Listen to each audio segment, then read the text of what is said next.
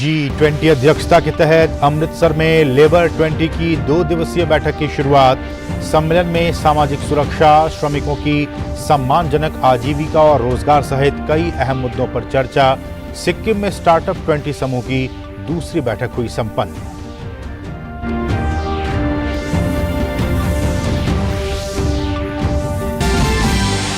G20 के तहत civil 20 की बैठक सोमवार से नागपुर में। केंद्रीय मंत्री अनुराग सिंह ठाकुर ने कहा, प्रधानमंत्री ने G20 के आयोजन को जन भागीदारी के साथ जोड़ा। C20 में सिविल सोसाइटी की भूमिका पर विस्तार से होगी चर्चा।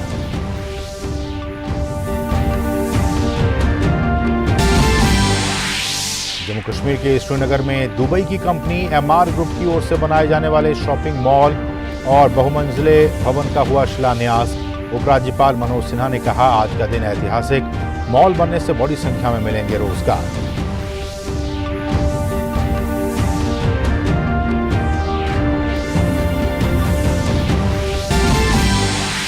जापान के प्रधानमंत्री फुमियो किशिदा सोमवार से भारत के 2 दिवसीय दौरे पर। पीएम मोदी के साथ आपसी हित के द्विपक्षीय और क्षेत्रीय मुद्दों पर करेंगे चर्चा।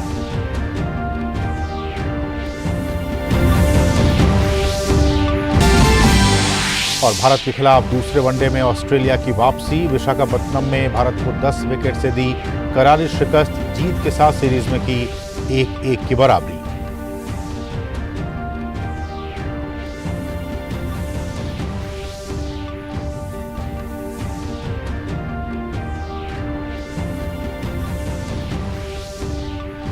नमस्कार, डेली न्यूज में आप सभी का बहुत बहुत स्वागत है। मैं हूं असीम मिश्रा। इस वक्त एक बड़ी खबर आ रही है ब्रिटेन से। जी हां, ब्रिटेन में भारतीय हाई कमीशन के बाहर खालिस्तान समर्थकों ने हंगामा किया है और हाई कमीशन के कामकाज में बाधा डालने की कोशिश भी की है। इस घटना पर भारत सरकार ने कड़ी प्रतिक्रिया व्यक्त करते हुए नई दिल्ली स्थित ब्रिटेन के उच्चायुक्त को तलब किया गया है। भारत ने लंदन में खालिस्तानी समर्थकों द्वारा इस हरकत पर ब्रिटिश सुरक्षा व्यवस्था के अनुपस्थित रहने पर भी गहरी चिंता जाहिर करते हुए स्पष्टीकरण मांगा है। भारत ने इस मामले पर ब्रिटिश सरकार से दोषियों को तत्काल पहचान कर उन्हें तुरंत गिरफ्तार करने और आवश्यक कार्रवाई करने की मांग की है। भारत में ब्रिटिश उच्चायुक्त ने इस घटना की कड़े शब्दों में निंदा की है। तो ये इस वक्त की बड़ी खबर कि ब्रिटेन में भारतीय हाई कमीशन के बाहर खालिस्तानी समर्थकों ने जमकर हंगामा किया है और भारत ने इस घटना पर कड़ी नाराजगी और कड़ी प्रतिक्रिया व्यक्त की है। हमारे साथ हमारे सहयोगी अमृतपाल सिंह इस वक्त ताजा अपडेट के साथ इस खबर पर मौजूद है। अमृतपाल, क्या कुछ ताजा अपडेट है ब्रिटेन में? ये बड़ी खबर कि भारतीय हाई कमीशन के बाहर जो तत्व हैं उन्होंने जमकर वहां पे बवाल किया है। ये बात ठीक है कि कुछ घंटे पहले खालिस्तानी जो सपोर्टर्स हैं वो जो भारतीय हाई कमीशन है लंदन में उसके बाहर जो निशान साहब के फ्लैग्स हैं वो लेकर पहुंचे और भारत के अगेंस्ट नारे लगाए। उनके हाथ में अमृतपाल सिंह जो कि भगौड़ा करार दिया है और जिनको पंजाब पुलिस ढूंढ रही है, उनके पोस्टर्स उनके पास थे। तो और उन्होंने कहा कि इनको जो इनके समर्थक हैं उनको रिहा किया जाए और इस तरह के एंटी इंडिया स्लोगन्स उन्होंने लगाए। पहले तो वो काफी देर स्लोगनरिंग करते रहे उच्चायुक्त के बाहर और फिर उसके बाद उनमें से एक जो आदमी था वो जो उसकी दीवार थी इंडियन हाई कमीशन की, उस पर चढ़ा और इंडियन फ्लैग जो हाई कमीशन में लहराता है उसको उन्होंने नीचे उतारा और खालिस्तानी फ्लैग्स रेज किए। मतलब उस फ्लैग पोस्ट पे तो नहीं, मतलब खालिस्तानी फ्लैग्स तो नहीं, खालिस्तान का कोई फ्लैग तो नहीं है, पर निशान साहब के झंडे थे। तो वो झंडे वो उठाए हुए थे उन्होंने हाथों में, पर हाँ उन्होंने इंडियन फ्लैग को उतारा।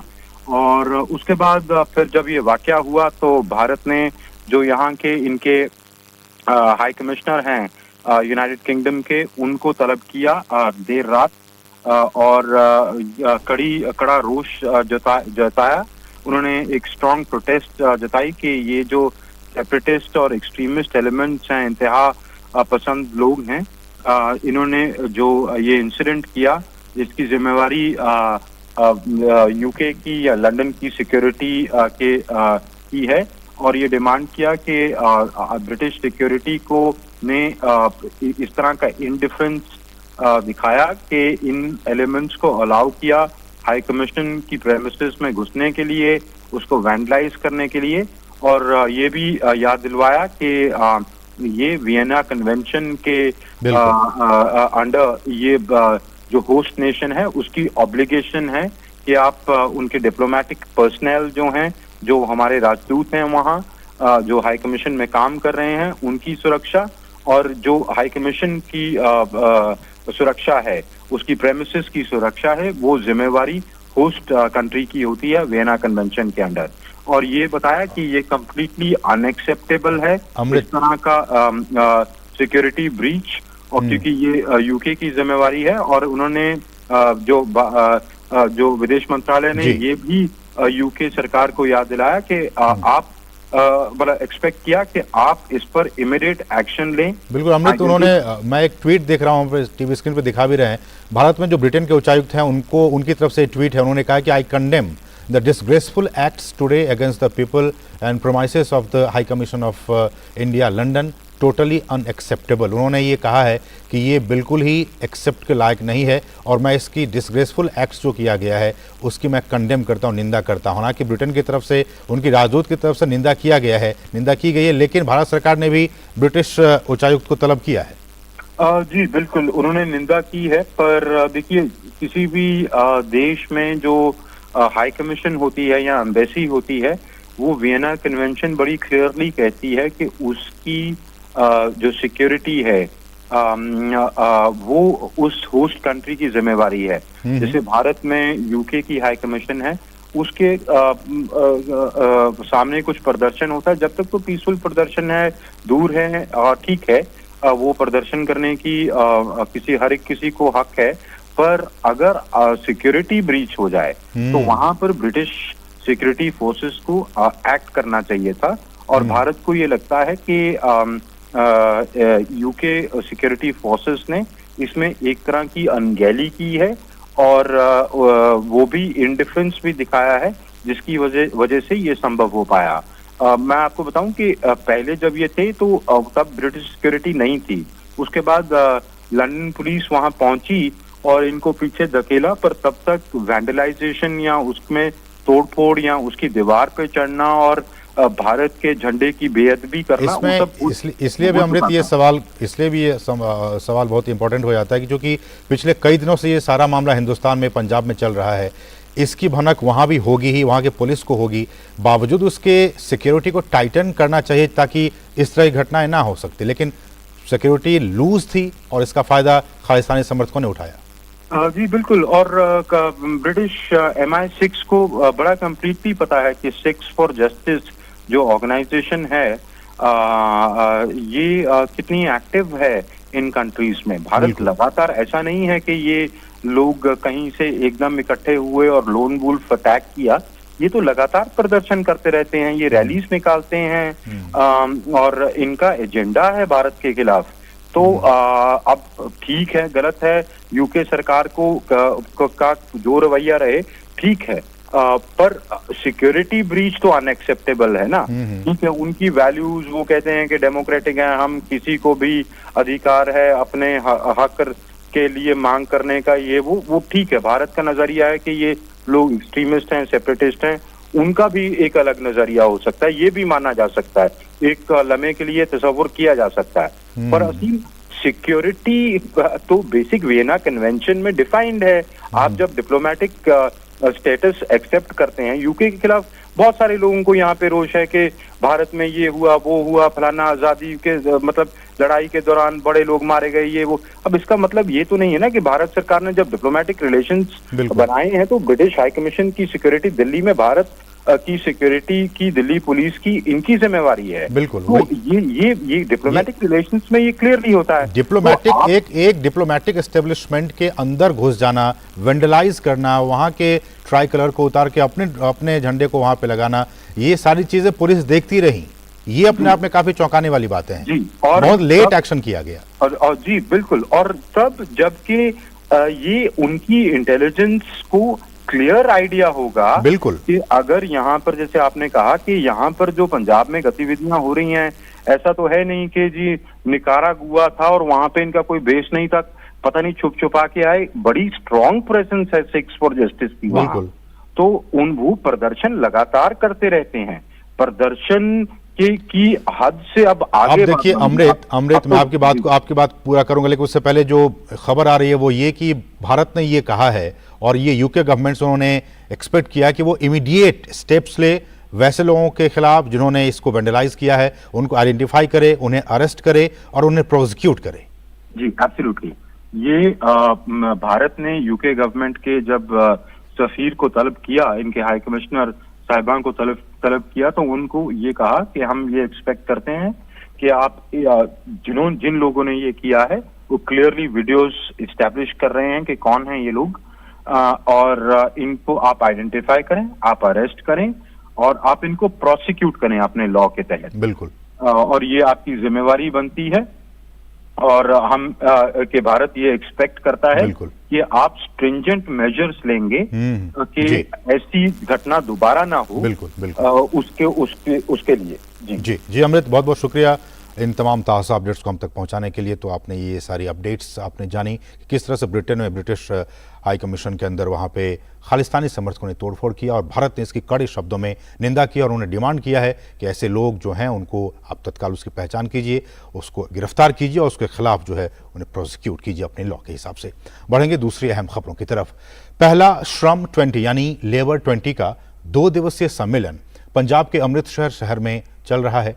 L20 के चेयरमैन और भारतीय मजदूर संघ के अध्यक्ष हिरण्मय पांड्या ने सभी विदेशी अतिथियों समेत देश भर से पहुंचे श्रमिक नेताओं और विषय विशेषज्ञों का स्वागत किया। उन्होंने उम्मीद जताई कि यह सम्मेलन श्रमिकों के ज्वलंत मुद्दों को हल करने में आगे का रास्ता दिखाएगा। इसके अलावा श्रमिकों की सम्मानजनक आजीविका और रोजगार, अंतर्राष्ट्रीय स्तर पर श्रमिकों का पलायन, कौशल विकास और कर्मचारी और सरकार की जिम्मेदारी समेत श्रमिकों से जुड़े अन्य कई अहम मुद्दों पर भी विस्तार से चर्चा की गई। भारतीय मजदूर संघ भारत की G20 की अध्यक्षता के तहत L20 के पहले सम्मेलन के आयोजन से संबद्ध अग्रणी राष्ट्रीय श्रमिक संघ है।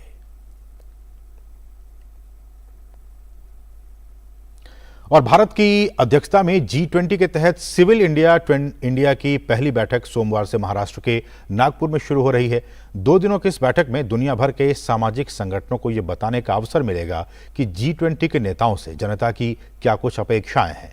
बैठक के उद्घाटन समारोह में महाराष्ट्र के उप मुख्यमंत्री देवेंद्र फडणवीस, नोबेल पुरस्कार विजेता कैलाश सत्यार्थी और आध्यात्मिक गुरु माता अमृतानंदमयी उपस्थित रहेंगी। बागों की राजधानी जाने जाने वाली नागपुर पूरी तरीके से सज्ज हो चुकी है सिविल 20 का आयोजन करने के लिए। आप देखें यहाँ पर तो नागपुर शहर जो है वो दीपक लाइट्स के तरीके से पूरी तरीके से सजाई गई है। पेड़ों से, लैंप पोस्ट से, स्ट्रीट लाइट्स, कई कुछ भी कह लीजिए आप, यहाँ पर उसे जगमगा दिया गया है। लोग नागपुर के जो हैं वहाँ पर जाके वो सेल्फी ले रहे हैं, ग्रुप पिक्चर्स ले रहे हैं। पूरी तरीके से जन भागीदारी का एक इवेंट है और जन भागीदारी ऐसी भी एक जन भागीदारी है जहाँ पर लोग सामने आकर इसमें पार्टिसिपेट कर रहे हैं। G20 की एक एंगेजमेंट ग्रुप मानी जाती है सिविल 20, जो पूरे विश्व के लोगों के जो आकांक्षाएं हैं उन्हें आवाज देने का काम करती हैं। 14 वर्किंग ग्रुप्स हैं इसके अंडर और जो 14 वर्किंग ग्रुप्स हैं वो लगातार इन थीम्स के ऊपर अपनी थीम्स पर काम कर रही हैं। तो सभी को साथ लेके चलने के लिए और साथ ही सोशल डेवलपमेंट या इकोनॉमिक डेवलपमेंट कराने के लिए सिविल 20 यहाँ पर नागपुर में आयोजित की जा रही है। कैमरा पर्सन विष्णु गोटाफोड़े के साथ श्यामा मिश्रा, DD न्यूज, नागपुर, महाराष्ट्र। और नागपुर में होने वाले C20 सम्मेलन के बारे में केंद्रीय सूचना एवं प्रसारण मंत्री अनुराग सिंह ठाकुर ने कहा कि G20 की अध्यक्षता मिलना बड़े गर्व की बात है और पीएम मोदी ने G20 को जन भागीदारी से जोड़ा है। उन्होंने कहा कि जन भागीदारी के माध्यम से नागरिकों के सुझाव G20 प्लेटफॉर्म पर पहुंच रहे हैं। G20 की प्रेसिडेंसी भारत को मिलना बड़े सम्मान की बात है और माननीय प्रधानमंत्री नरेंद्र मोदी जी ने इसको पीपल्स पार्टिसिपेशन के साथ जोड़ा है। जन भागीदारी से जनता के जो सुझाव इसमें आ रहे हैं, जनता के जो पूरा G20 में जो ये योगदान हुआ है और इसके अलग अलग एंगेजमेंट ग्रुप्स भी जो हैं उसमें जैसे मान लीजिए यूथ 20 है या C20 है, इन दोनों में ही सिविल सोसाइटी का योगदान रोल कैसे हो, जैसे आज अम्मा यहाँ पर आ रही हैं तो उनके आने से एक बहुत बड़ा वर्ग साथ में जुड़ता है। यूथ 20 में हम लोग कॉलेजेस यूनिवर्सिटीज़ में गए तो बहुत सारे युवाओं ने उसमें अपने सुझाव दिए, बहुमूल्य सुझाव दिए। आज के युवा को एक ऐसा मंच मिला जो अंतर्राष्ट्रीय पटल पर अपने सुझाव उनके पहुंच सकते हैं। उत्तराखंड के रामनगर में 28 मार्च से 30 मार्च तक G20 समिट का आयोजन किया जा रहा है। इसमें अमेरिका और जापान समेत 100 देशों के मुख्य वैज्ञानिक सलाहकार भाग लेंगे। जिला प्रशासन ने समिट को लेकर तैयारियां तेज कर दी हैं। पंतनगर हवाई अड्डे से लेकर रामनगर तक के हाईवे की तस्वीर बदलती जा रही है। इस दौरान प्रशासन द्वारा रोड के किनारे वाले पेंटिंग्स, विद्युत पोलों की रंगाई, वृक्षारोपण और पुष्परोपण के साथ साथ चौकों का सौंदर्यीकरण किया जा रहा है। उधम सिंह नगर के जिलाधिकारी युगल किशोर पंत ने बताया कि राजनयिक हवाई यात्रा के माध्यम से पंतनगर आएंगे, इसके बाद सड़क मार्ग से रामनगर जाएंगे। वहीं पुलिस अधीक्षक अपराध चंद्रशेखर घोड़के ने बताया कि समिट को लेकर यातायात और सुरक्षा व्यवस्था के पुख्ता इंतजाम किए जा रहे हैं।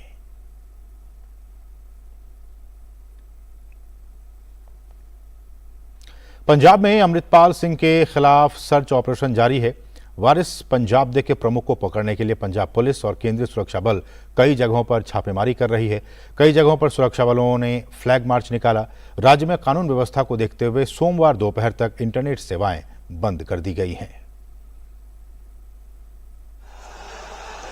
वारिस पंजाब दे के प्रमुख अमृतपाल सिंह की गिरफ्तारी के लिए पंजाब पुलिस ने अभियान चला रखा है। पुलिस ने अमृतपाल सिंह द्वारा बचकर निकलने के लिए इस्तेमाल किया गया वाहन जब्त कर लिया है। जालंधर पुलिस के मुताबिक करीब 20-25 किलोमीटर तक पुलिस ने उसका पीछा किया, लेकिन वो भागने में सफल रहा। लेकिन पुलिस ने इनके 10 सहयोगियों को गिरफ्तार कर लिया है। इनके पास से भारी मात्रा में हथियार बरामद किए गए हैं। उसके खिलाफ आर्म्स एक्ट के तहत प्राथमिकी दर्ज की गई है। उसे कोर्ट में पेश किया गया, जहां उसे 4 दिनों के लिए पुलिस हिरासत में भेज दिया गया। 7 लोग पहले कल सुबह और 3 कल शाम को गिरफ्तार हुए हैं। 7 इलीगल वेपन्स और 300 से ज्यादा राउंड्स वो पोजीशन में मिले हैं। 3 गाड़ियां जो हैं वो मिली हैं हमें, जो यूज करते थे। उधर भाजपा नेता मनजिंदर सिंह सिरसा ने कहा है कि यह पंजाब के कानून व्यवस्था की समस्या है। उन्होंने कहा कि देश के खिलाफ कोई ऐसा काम करेगा तो भारत सरकार उसके खिलाफ कार्रवाई के लिए राज्य सरकार को हर संभव सहायता मुहैया कराएगा। देश को तोड़ने की बात करेगा, देश की खिलाफत की बात करेगा और उसमें भारत सरकार कि किसी तरीके कोई भी स्टेट अपनी भारत सरकार से सहयोग मांगेगा तो भारत सरकार का स्वाभाविक तौर पर उसको सहयोग हर तरह से देंगे। लेकिन ये स्टेट का मसला है, ये स्टेट की प्रॉब्लम है और स्टेट की लॉ एंड ऑर्डर की प्रॉब्लम है। बजाय इतना हड़दंग मचाने के पिछले 2 दिन से शोर मच रहा है जी अब ये कर, तो पंजाब सरकार को अगर कोई कार्रवाई करनी थी तो पंजाब सरकार के हाथ में तो उनको करनी चाहिए थी। इंतजार किस चीज का हो रहा था? पंजाब में वारिस पंजाब दे मुखिया अमृतपाल को भगोड़ा घोषित करने के बाद पंजाब पुलिस अलर्ट मोड पर चल रही है। पंजाब से लगने वाले इलाकों में सुरक्षा बढ़ा दी है। पंजाब पुलिस के साथ केंद्रीय सुरक्षा बलों को भी लगाया गया है। पुलिस हर छोटी बड़ी गतिविधियों पर नजर बनाए हुए है। सुरक्षा के मद्देनजर राज्य में इंटरनेट सेवा सोमवार दोपहर तक के लिए बंद कर दी गई है। बॉर्डर वाले इलाकों में पुलिस ने रात से ही नाकेबंदी कर रखी है। पंजाब में प्रवेश करने वाले हर वाहन की तलाशी की जा रही है। बिना तलाशी लिए किसी भी वाहन को प्रवेश नहीं करने दिया जा रहा है। संदिग्ध लोगों को काबू करने के लिए पुलिस मुस्तैद है। उधर मोहाली में शांति व्यवस्था बनाए रखने के लिए सुरक्षा बलों ने मोहाली में फ्लैग मार्च निकाला और लगातार सर्च ऑपरेशन चला रही है। शिशु शर्मा शांतल के साथ bureau report, DD news. Dubai स्थित बुर्ज खलीफा को बनाने वाली कंपनी एमआर जम्मू कश्मीर में 500 करोड़ रुपए निवेश कर रही है। कंपनी ने श्रीनगर के बाहरी इलाके में एक शॉपिंग मॉल और बहुमंजिले भवन का शिलान्यास किया। इस मौके पर जम्मू कश्मीर के उपराज्यपाल मनोज सिन्हा, एमआर समूह के सीईओ अमित जैन, बॉलीवुड अभिनेता विवेक ओबेरॉय और अभिनेत्री नीतू चंद्रा सहित कई गणमान्य लोग मौजूद थे। इसके बनने से यहां करीब 13,000 लोगों को रोजगार मिलेगा। इस मौके पर उपराज्यपाल ने कहा कि आज का दिन श्रीनगर के लिए ऐतिहासिक है। मोदी जी के नेतृत्व में कश्मीर विकास की राह पर लगातार आगे बढ़ रहा है। Foreign direct investment Jammu Kashmir में आया है और वो भी इमार ग्रुप की ओर से। आज 10 लाख स्क्वायर फुट के माल का भूमि पूजन हुआ है। 250 करोड़ रुपए की लागत से ये माल बनने वाला है। बगल में ही जमीन दी गई है आईटी टावर के लिए, उसका भूमि पूजन भी अगले महीने होगा। और एक जम्मू में भी आईटी टावर 150 करोड़ रुपए की लागत से बनेगा। तो मोटे तौर पर ये 500 करोड़ रुपए का इन्वेस्टमेंट है, रोजगार भी बढ़ेगा और मुझे लगता है कि जम्मू कश्मीर या खास तौर से श्रीनगर और आसपास के लोगों की जो लंबे समय से आकांक्षा थी वो पूरी होगी। आज यही के कार्यक्रम में यूएई से ढेर सारे इन्वेस्टर्स आए हैं। जम्मू कश्मीर प्रशासन अभी SKICC में उनके साथ बातचीत करेगा और कई MOU आज भी हम साइन करने वाले हैं। मुझे लगता है कि जम्मू कश्मीर औद्योगिक विकास के रास्ते पर आगे बढ़ रहा है। और वहीं MR ग्रुप के CEO अमित जैन ने कहा कि ये एक शुरुआत है, इसे देखकर दूसरे कंपनी भी यहां निवेश करेगी। MR इवन इंडिया में सबसे बड़ा FDI इन्वेस्टर है। We invested more than $2 billion in India, so I think we are the biggest investor even from India perspective. We starting in Jammu and Kashmir, and I think after that हमको देख के not only a lot of Middle Eastern companies will come, not only in real estate but in other industries as well. And I think this is the start. We should inspire people. We should aspire. People should aspire to follow us. And there is no downside. There can only be an upside. So I think that is the good part कि कि यहाँ से हम सिर्फ ऊपर देख सकते हैं. And I think sky's the limit. Today, with this beautiful place, this amazing place. I mean, this is more beautiful than Switzerland. So, why this should not be more happy than any other place in Europe? और वहीं जम्मू कश्मीर को विकास की राह पर देखते हुए स्थानीय निवासी भी काफी खुश हैं। जब पहले इसका पहला कॉन्ट्रैक्ट होने वाला था, that was in UAE, I was with LG sir, उस टाइम भी मैं साथ ही था दुबई में, तो हमारे सामने ये कॉन्ट्रैक्ट हो गया था। तो उसी टाइम मैं बहुत एक्साइटेड हो गया था क्योंकि 15-16 हज़ार जॉब यहाँ जनरेट हो रहे हैं इस चीज़ से, तो कौम को बहुत फ़ायदा आएगा। हमारा जो यूथ है कम से कम ड्रग वगैरह बाकी गलत चीज़ों से दूर रह के कम से कम काम में लग जाएंगे। तो ये डेवलपमेंट ही है हमारे कश्मीर में, इससे अच्छा कोई चीज़ है ही नहीं। ऐसी चीज़ें जितनी हमारी वादी में जितनी भी बनेंगी उससे और डेवलपमेंट भी होगा और टूरिस्ट अट्रैक्शन और ज़्यादा हो जाएंगी। जापान के प्रधानमंत्री किशिदा फुमियो 2 दिनों के भारत दौरे पर रवाना हो चुके हैं। नई दिल्ली में सोमवार को PM मोदी के साथ वार्ता का कार्यक्रम है। बैठक के दौरान दोनों पक्ष आपसी हितों के द्विपक्षीय और क्षेत्रीय मुद्दों पर विचार विमर्श करेंगे। इस दौरान G7 के अध्यक्ष पद पर जापान और G20 के अध्यक्ष पद पर भारत की वरीयताओं पर भी चर्चा की जाएगी। जापान के PM दोपहर बाद 41वां सप्रू हाउस में व्याख्यान देंगे। राष्ट्रपति द्रौपदी मुर्मू ने रविवार को लक्षद्वीप के कवरत्ती में महिला स्वयं सहायता समूह के सदस्यों के साथ बातचीत की। राष्ट्रपति ने कहा कि महिलाओं को स्वयं को अपने परिवार के कल्याण के लिए समर्पित करते हुए अपने स्वास्थ्य और वित्तीय स्थिति का भी पर्याप्त ध्यान रखना चाहिए। उन्होंने महिलाओं से अपने बच्चों को लैंगिक भेदभाव के बिना अच्छी शिक्षा उपलब्ध कराने का भी आह्वान किया। उन्होंने कहा कि सभी महिलाओं को उन महिलाओं को अपना आदर्श मानना चाहिए जो जीवन में कठिनाइयों के बावजूद सफल हुई हैं। राष्ट्रपति से बातचीत करने वाली महिला सदस्यों में समुद्री शैवाल खेती, सजावटी मछली पालन, मुर्गी पालन और पोषण वाले पौधों की खेती करने वाली महिलाएं शामिल थीं। संसद परिसर में तमिलनाडु के पूर्व राज्यपाल PS मोहन राव की किताब का विमोचन किया गया। पुस्तक का विमोचन करते हुए उपराष्ट्रपति जगदीप धनखड़ ने कहा कि PS राम मोहन राव 1956 में भारतीय पुलिस सेवा में शामिल हुए थे। उन्होंने एक लंबा प्रशासनिक और राजनीतिक जीवन जिया, जिसकी विभिन्न पहलुओं की झलक उनके द्वारा लिखी गई किताब में देखने को मिलती है। I wish to commend the author for his vision and efforts to document what I consider a very comprehensive account of his distinguished public service journey in 1956 when he joined the Indian Police Force.